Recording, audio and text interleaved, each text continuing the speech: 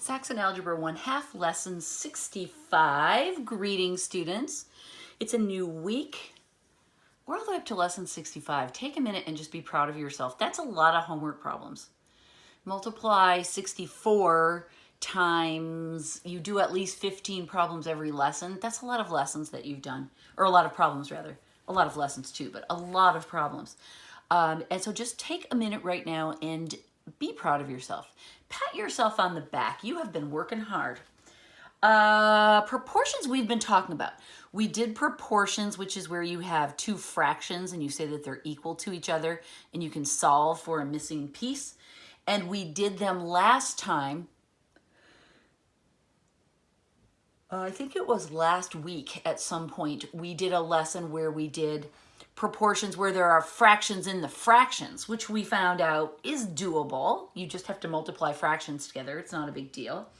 This time we're going to do it again, except they're not just fractions. We're going to have mixed numbers in the proportions. So here we go. This is the first problem.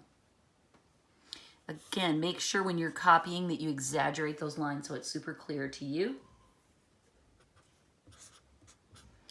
And again, I'm copying the problem exactly the way it is in the book because I want to show you exactly what you're working with.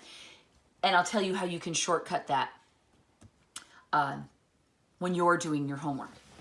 All right. Make sure you've got this. Whoa, my lamp fell. My ring light, my ring of endless light. Let me adjust ever so slightly so it won't fall again. Okay, that should be better. Oh my goodness, that was exciting. Okay, so obviously mixed numbers, ew. Obviously improper fractions, yes. I wrote down the mixed numbers. You can convert them right out of the book. You don't even have to torture yourself with this. So now I'm going to rewrite this problem as 4/5 over x equals 5 times 2 is 10, plus 1 more is 11 over 5. And 4 times 1 is 4, plus 3 is 7 over 4. All right, this is what I would copy down as the first thing if I were working the homework problem. I would not copy this. I would fix these in my brain as I was copying from the book to my homework. All right, now we're ready to cross multiply. I always put this x here to remind me what I'm doing, and I always start here so that I know exactly which pairs to combine in which order. It just makes life easier. So I'm going to say 4 over 5 times 7 over 4 equals, and I'll put x over 1 so it's in the fraction club and I'm not confused, over 11 times 11 over 5. Okay, we did a problem like this in the review problem this past week, and all three of you did a really good job of remembering, oh, the way you get this to go away is not by dividing, even though we're multiplying, because then you'd be dividing by a fraction. Ew, ew, ew, ew, ew. So when we find ourselves multiplying by a fraction, we want to undo it. We drag out our favorite trick, the reciprocal. Remember, what's cool about a reciprocal is when you multiply a fraction times its reciprocal, it turns into 1, right? And I'll illustrate that again. This would turn into 55 over 55, which is equal to 1. Poof, a 1 disappears. We don't need to keep track of a 1 because 1 times anything is that thing back again. So by multiplying by the reciprocal, we've made all that go away. We're left with our x there. We've got all of this. Remember, Joel, to cancel before you multiply, right? So look how fun this is. The 5s cancel. The 4s cancel again and again. Again, they're each one is equal to 1 over 1, or 5 over 5 is equal to 1, so we can delete it because 1s don't count. 4 over 4 is equal to 1. We delete it. So our final answer is x equals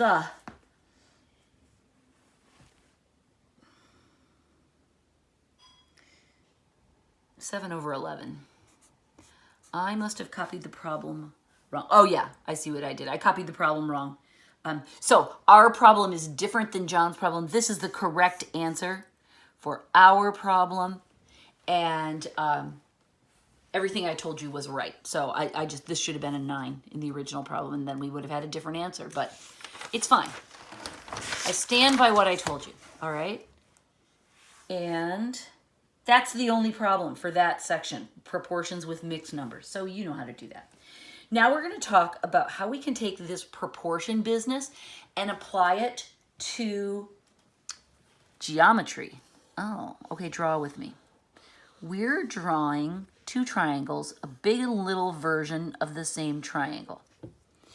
All right, and there are some little marks on this triangle that look like this. This mark tells us that those two angles are the same size. This mark tells us that these two angles are the same size, right? We put 2 slashies in this one so that we can tell the difference between this and this, because these aren't the same, but the 2 with the 2 slashies are the same, and the 2 with the 1 slashie are the same. And then we know if 2 are the same, the third has to be, but we're just going to go ahead and write that down. And this tells us, once we establish that all 3 angles are the same, it tells us that our angles are similar.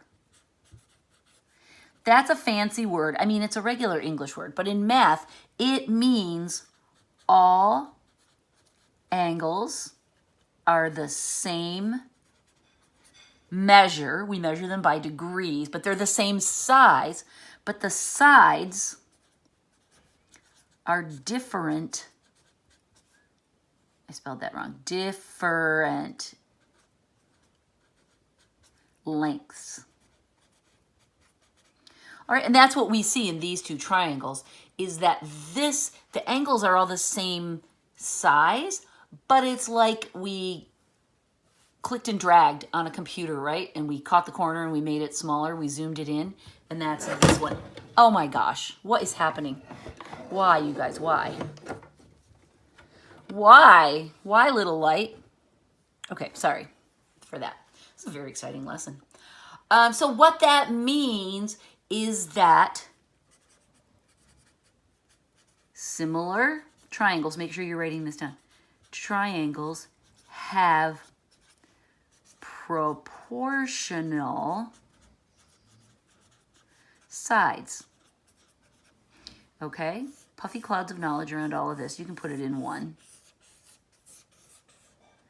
What that means is that we can make pairs of the sides between big and little triangles like this, and we can solve them using proportions. Let me show you how that works, all right? Here's our little guy, and John tells us those are the lengths of each of the sides on the little guy. Then he shows us the big triangle. Look, we only know one of those sides, but we've got each of those with letters, and we have to solve for them. Okay, so here's what you do. This is the important thing to remember because it will get you going on the problem. We're going to make pairs, fractions, ratios, if you will, out of corresponding sides between the big triangle and the little triangle. So the first thing we do is we look for which side of the triangles, big and little, both have numbers in their lengths. And we can see it's this side, right?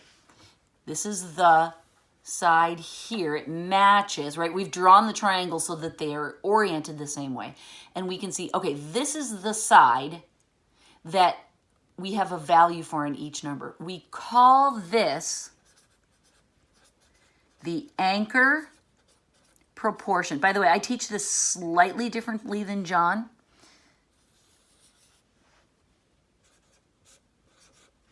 I like my way better. Okay, the anchor proportion in this problem is 3 over 2.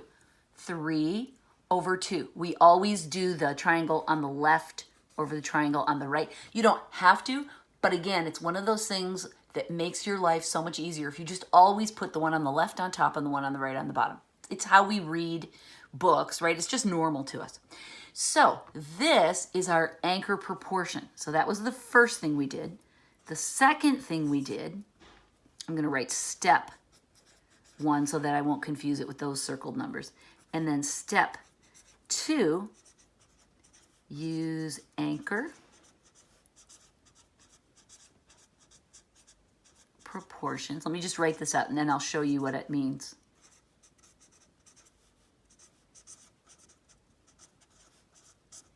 Copying.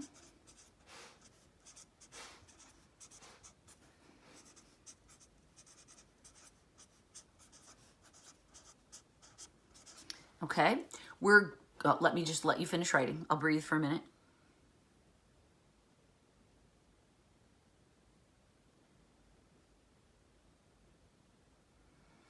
Okay, so what this means is we're going to use our anchor proportion, number and number, and we're going to set that equal to the other pairs of the sides one at a time. So let's do the x first. X corresponds with 4, right? Those are the pairs of sides that go together. So 3 over 2, our anchor proportion, will be proportional to, equal to, x over 4, whatever x is, right? So we can set this up and look what it is. It's a little cross multiplying problem that we're really good at solving. So we go like this, and we say 3 times 2 equals 2 times x, and then we divide by 2. This cancels, and we see that x equals 3. So the length of that side, wait, that can't be right.